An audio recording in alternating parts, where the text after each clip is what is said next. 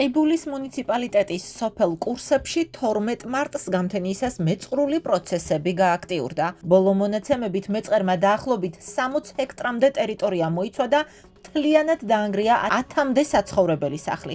საბედნიეროდ მსხვერპლი არ არის, არც არავინ დაშავებულა, თუმცა ეკონომიკური ზარალი არის აუარება. დახოცილია სასოფლო-სამეურნეო ცხოველ-ფრინველი. დაზიანებულია საკარმიდამო ნაკვეთები, სასაფლაო, საავტომობილო გზა და მთელი ინფრასტრუქტურა. წყალგაყვანილობა, ელექტროგადამცემი ხაზები და ბოძები. მეწყრული ზონიდან მოსახლეობის ევაკუაცია განხორციელდა. ადგილობრივი ხელისუფლების ინფორმაციით, უსაფრთხოების მიზნით ტერიტორიიდან ათეულობით ოჯახი გაიყვანეს. დაზარალებულების დროებით განთავსებას სასტუმროებში და სხვა საცხოვრებელ სივრცეებში ტყიბულის მუნიციპალიტეტის მერია უზრუნველყოფს.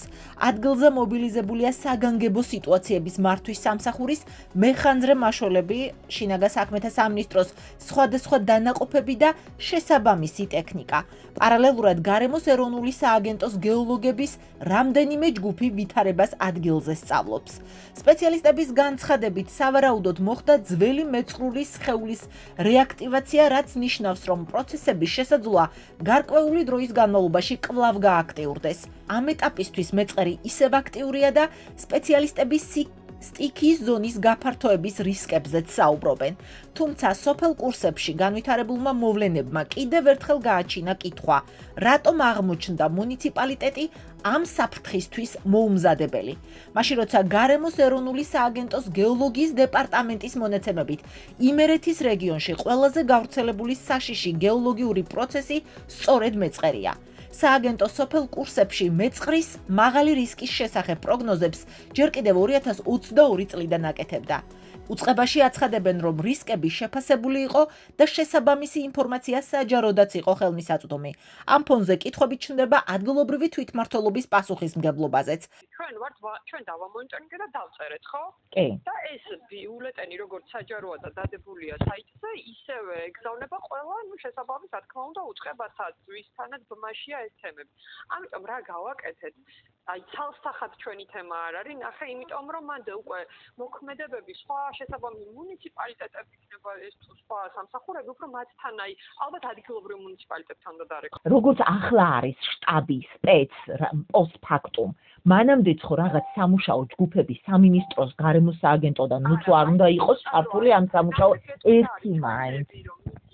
ამოწმებენ დებენ შესაბამის დასკვნებს და შეფასებებს და მე ამ შეფასებების საფუძველზე უკვე შესაბამისი სამსახურები უნდა მიიღონ, გარკვეული გადაწყვეტილებები იქნება. ჩვენი პასუხისმგებლობა ეგ არ არის. ჩვენგან არის რომ ჩვენ შევაფასებთ და გადავეცით შესაბამის სამსახურებს. იქ არის სიტყვაზე განსახლების ნაწილში სხვა უწყება ერთვება, არის სიტყვაზე ტოლულთა და განსახლების სამსახური, არის მუნიციპალიტეტი ადგილობრივი პირველ რიგში, რა თქმა უნდა, ნებისმიერ შემთხვევაში არა მარტო ეხა ამ მუნიციპალიტეტზე საუბარი, ნებისმიერ არის ასევე ეკონომიკის სამფიცი ბიუჯეტურ ნაწილში, სადაც განსახლება, ანუ სხვადასხვა უწყება არის, სხვადასხვა რაღაცაზე პასუხისმგებელი.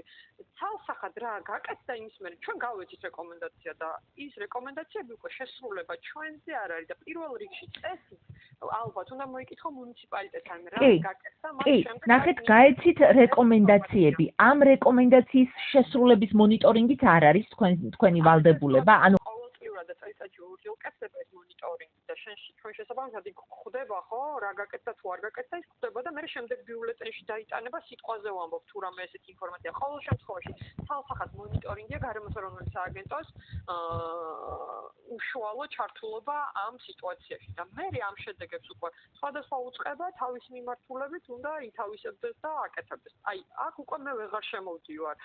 შესაბამისად პირველ რიგში ალბათ მუნიციპალიტეტს უნდა კითხო აი ამ ჩვენ შედეგების შესაბამისად თუ რამე გაკეთდა ან რამე აქტივობას თუ ქონდა ადგილი.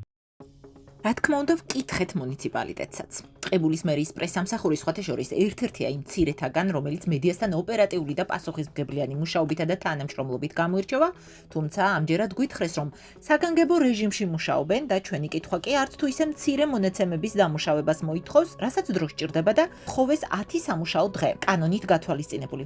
თუმცა იმასაც დაგვერდნენ, რომ ეცდებიან უფრო ოპერატიულები იყვნენ და ინფორმაცია უფრო შემჭიდროებულ ვადებში მოგვაწოდონ.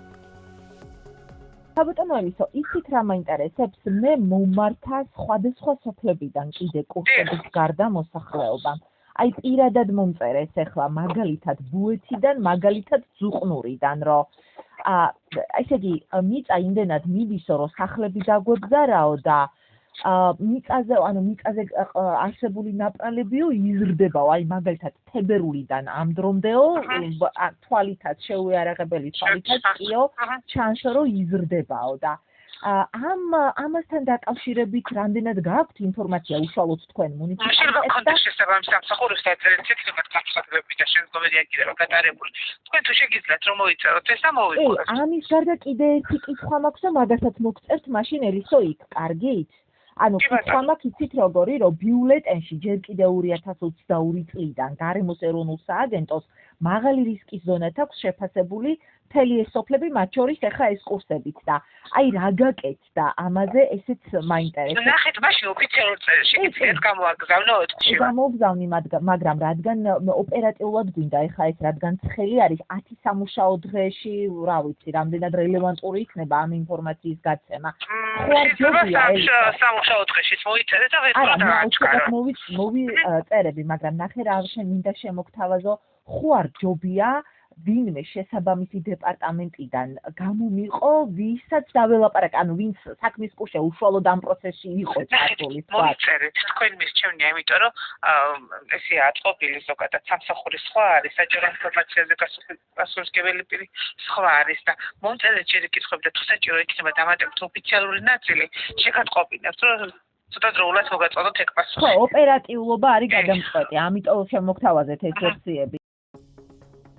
მინდა სახელმწიფო აუდიტის სამსახურის მიერ ცოტა ხნის წინ გამოქვეყნებულ ანგარიშზეც დაგაფიქროთ, რომ ტყიბულის მუნიციპალიტეტის მერიამ ვერ უზრუნველყო ბიუჯეტის ეფექტიანი დაგეგმვა და კონტროლი. აუდიტის დასკვნის მიხედვით, რამდენიმე მიმართულებით დადგენილი სამუშაოები 29 16 და 33%-ით ნაკლებად არის შესრულებული. დოკუმენტში საუბარი ასევე წინასწარი გეგმის გარეშე განხორციელებულ შესყიდვებზე და ინფრასტრუქტურულ პროექტებზეც, რომლებიც მალევე დაზიანდა და ხელახლა შეკეთება გახდა საჭირო. ახლა კი, როცა მეწყერმა უკვე ათეულობით ოჯახი საცხოვრებლის გარეშე დატოვა, მთავარი კითხვა ისევ აქტუალურია. შეიძლებოდა თუ არა საფრთხის ნაწილი მაინც თავიდან აცილებულიყო, როცა რისკი წლების წინ იყო ცნობილი. სპეციალისტები ამ დრომდე ვითარებას აკვირდებიან და აცხადებენ, რომ ტერიტორიის დეტალური გეოლოგიური შესწავლა გაგრძელდება. თემაზე მუშაობას ჩვენც გავაგრძელებთ და უფრო ვრცელ ინფორმაციას შემდეგ გადაცემაში შემოგთავაზებთ უკვე უფრო ღრმა ანალიტიკურ ფორმატში ეკოლოგების, გარემოს დამცველების და უსაფრთხოების სპეციალისტების ჩართულობით.